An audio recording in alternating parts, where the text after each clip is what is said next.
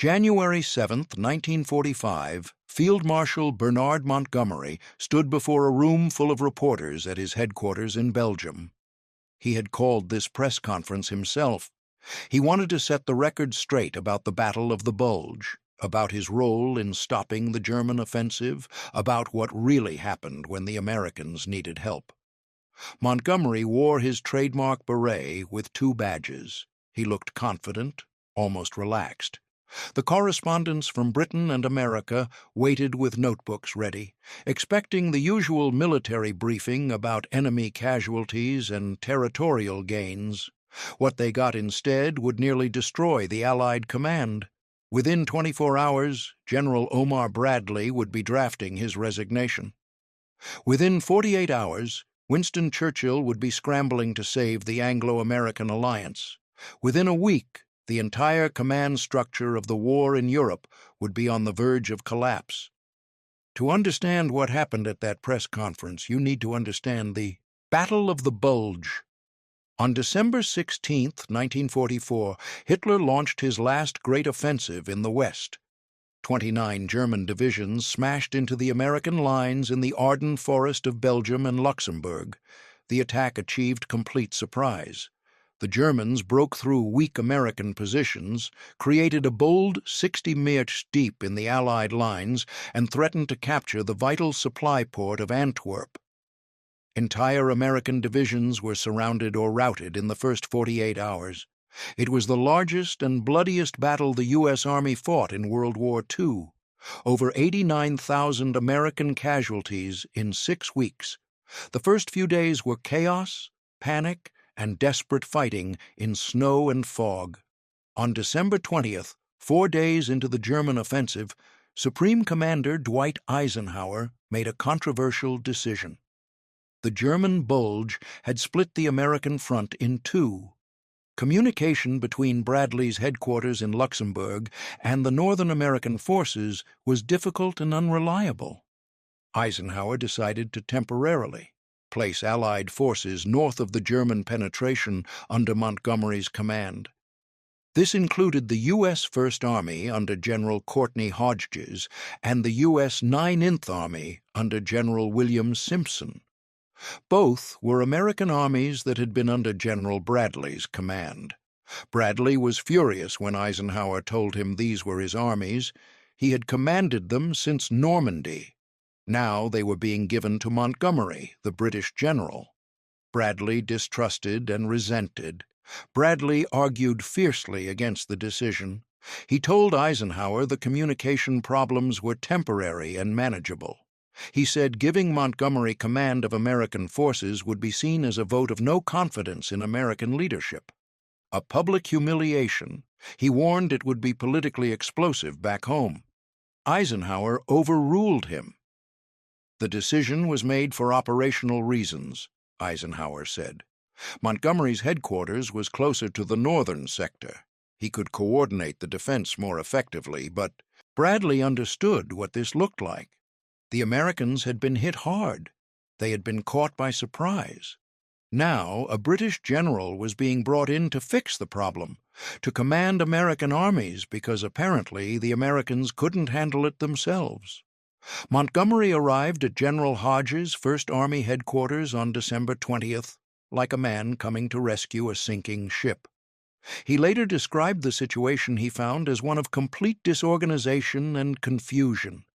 He claimed American commanders didn't know where their own units were. Montgomery's chief of staff later wrote that they found Hodges exhausted and uncertain. Montgomery immediately began reorganizing the defense, pulling back American units to create stronger defensive lines and preparing reserves for counterattacks. To be fair, Montgomery did competent work. He organized the northern shoulder of the Bulge effectively. He coordinated British 30th Corps moving in as a strategic reserve behind the American positions. The defense stabilized under his command. But the real hero of the Battle of the Bulge was George Patton. On December 19th, 3 days after the German attack began, Patton performed one of the most remarkable feats in military history. He disengaged 3 divisions from his Third Army, turned them 90° north, and marched them 100 meters through winter weather to attack the German southern flank. On December 26th, Patton's forces broke through to Baston, relieving the surrounded 100 airborne. By early January, Patton was driving into the German Bulge from the south, while Hodges' First Army attacked from the north. The Germans were being crushed between two converging American armies. By January 3rd, the German offensive was clearly defeated. The Wehrmacht was retreating. The crisis was over. That's when Montgomery decided to hold his press conference. He told his staff he wanted to clear up misconceptions about the battle. He wanted to give credit where credit was due. He wanted the British people to understand the role their forces had played. His staff advised against it. They warned him the Americans were sensitive about the whole situation. They suggested letting Eisenhower handle any public statements about the battle. Montgomery dismissed their concerns. On January 7, 1945, Montgomery faced the press. He had notes prepared. He had thought about what he wanted to say. He was going to set the record straight. Montgomery began by describing the German offensive and how he had taken command of the northern sector. Then he said something that made the American correspondents stiffen in their chairs. "The battle has been most interesting. I think possibly one of the most interesting and tricky battles I have ever handled." One of the most interesting battles he had ever handled. Not Hodges had handled, not the American forces had handled. He had handled. He continued, "The first thing I did was to get the battle area tidy, to get it sorted out."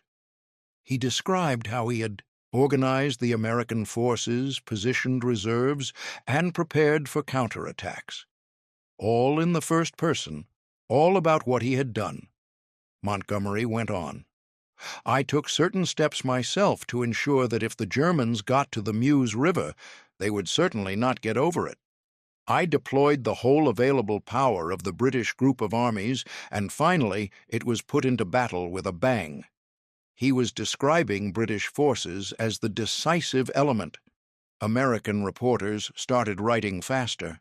They knew this was going to be controversial. Then Montgomery said the words that would cause the real explosion. "I employed the whole available power of the British group of armies. This power was brought into play very gradually and in such a way that it would not interfere with the American lines of communication. Finally, it was put in with a bang, and today British divisions are fighting hard on the right flank of 1st U.S. Army. You have thus the picture of British troops fighting on both sides, of American forces who have suffered a hard blow. This is a fine Allied picture." The American reporters understood exactly what Montgomery had just implied. The Americans had suffered a hard blow. They couldn't handle it themselves. So the British commander came in, organized the mess, deployed British forces to protect them, and save the situation. You have to understand, American soldiers had just spent 6 weeks bleeding in the snow they had held against impossible odds. And now Montgomery was telling the world he had saved them. It got worse. Montgomery said, "The battle has been a great Allied victory. I think the operations to seal off the salient now being carried out are being very well handled by General Bradley." Now being very well handled by Bradley after Montgomery had sorted everything out. A reporter asked about Patton's role in relieving Baston. Montgomery's response was dismissive. "Patton has done very well indeed." A brief acknowledgment, then back to talking about his own dispositions and decisions. The British press loved Montgomery's press conference. The London papers ran headlines about how Montgomery had saved the Americans. "Monty clears up the mess." Read one headline. "British General rescues Yanks," proclaimed another. British correspondents wrote stories emphasizing that when the Americans got into trouble, they had to call on a British general to bail them out. Montgomery was portrayed as the experienced professional who stepped in to save the amateurs. The tone was triumphant, even gloating. The British public, exhausted by 5 years of war and sensitive about playing second fiddle to the Americans, ate it up. Montgomery was their hero again, like after El Alamein. He had shown those cocky Americans who the real soldiers were. The American reaction was volcanic. American correspondents who had been at the press conference immediately filed stories emphasizing Montgomery's arrogance and his dismissal of American contributions. They emphasized Montgomery's constant use of the phrase, "I handled," throughout his remarks. Within hours, American newspapers were running editorials condemning Montgomery's press conference. The tone was one of shock and anger. After American soldiers had borne the brunt of the German offensive, after American forces had done most of the fighting and dying, Montgomery was claiming credit. Military newspapers like Stars and Stripes were particularly harsh. GIS in Europe read Montgomery's words and were furious. They had fought the Battle of the Bulge, they had held Baston, they had stopped the Germans. And now some British general was taking credit. General Omar Bradley read the press reports at his headquarters in Luxembourg. He had endured Montgomery's arrogance for 2 years. The condescension, the credit-stealing, the barely concealed contempt. He had swallowed his pride when Eisenhower gave Montgomery command of his armies. He had accepted the implied criticism of his leadership. This press conference was the last straw. Bradley sat down and wrote out his resignation as commander of the 12th Army Group. He would not serve under these conditions. He would not watch Montgomery steal credit for American victories. He was done. Bradley called his staff together and told them what he planned to do. His chief of staff supported him. His army commanders supported him.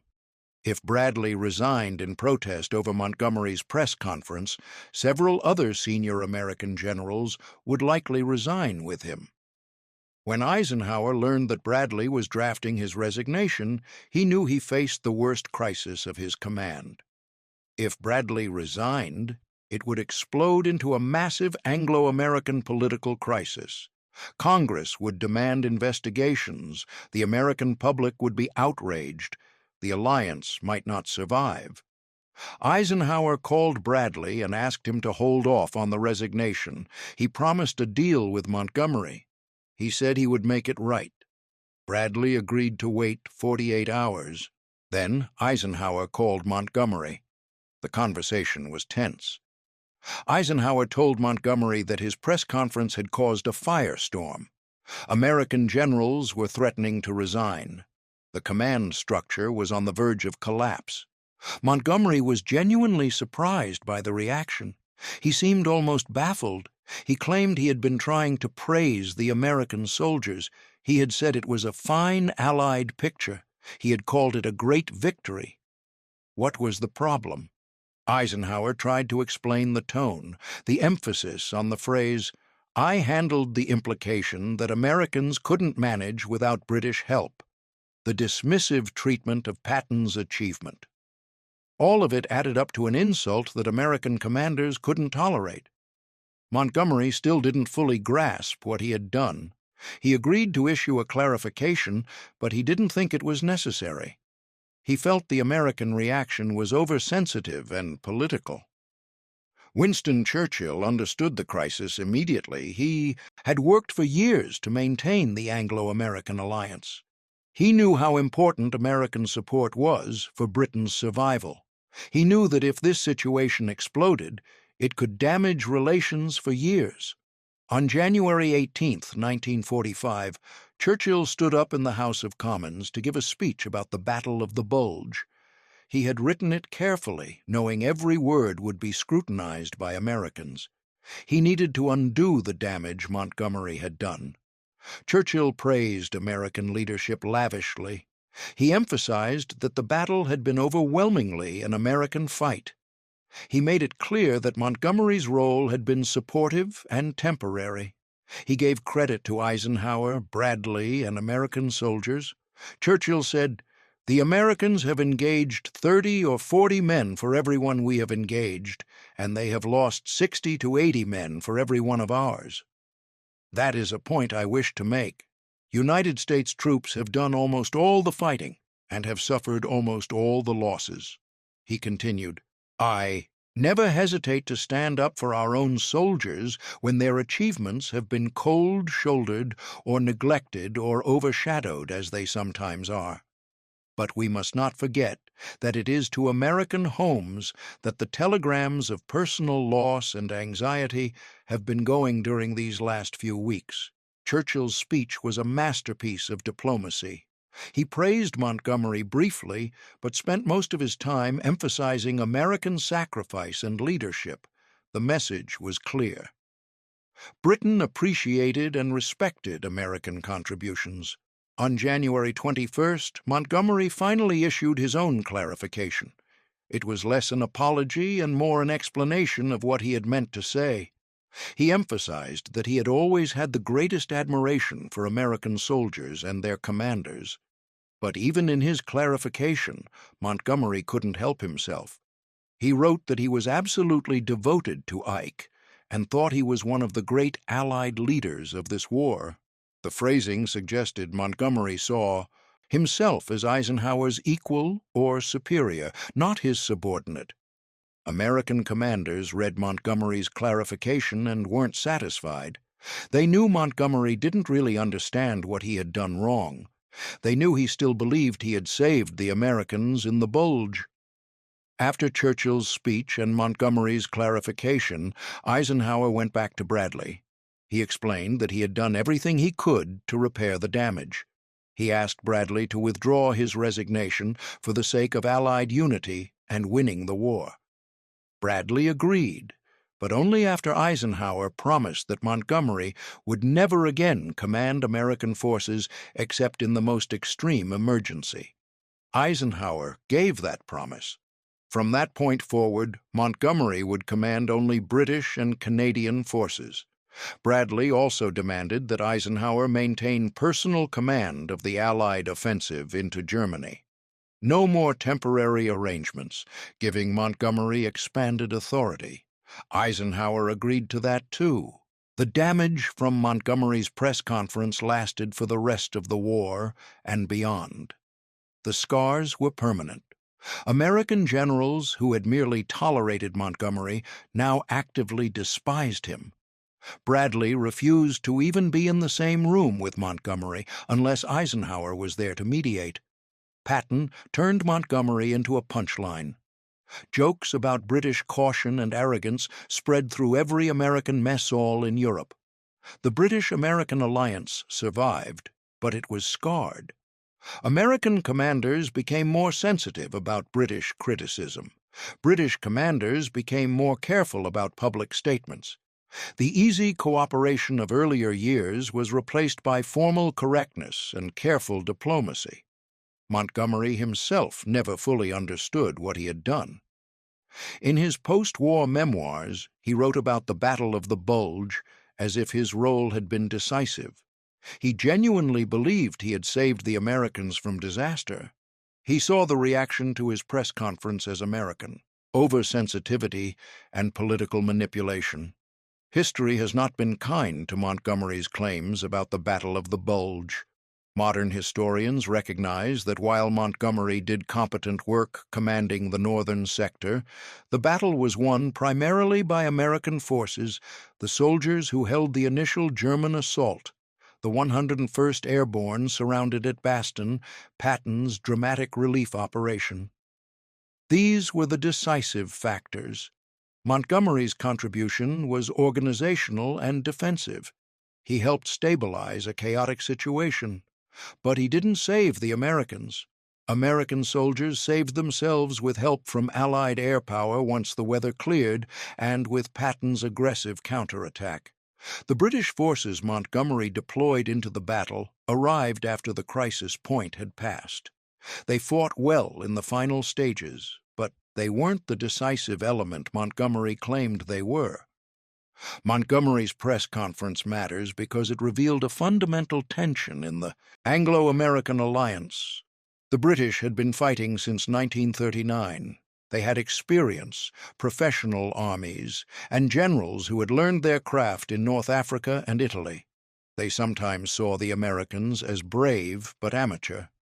The Americans had massive resources, fresh armies, and were providing most of the men and material for the final push into Germany. They resented being treated as junior partners by allies who couldn't have continued the war without American support. Montgomery's press conference brought this tension to the surface in the worst possible way. His words confirmed every American suspicion about British arrogance. His inability to understand the offense made it worse. The crisis revealed how difficult Eisenhower's job was as Supreme Commander. He had to balance competing national interests, manage prima donna generals, maintain alliance unity, and win the war simultaneously. When Montgomery created a political crisis with his press conference, Eisenhower had to, one, fix it. Eisenhower succeeded in preventing the alliance from fracturing, but at a cost. His promise to Bradley that Montgomery would never again command American forces limited his operational flexibility.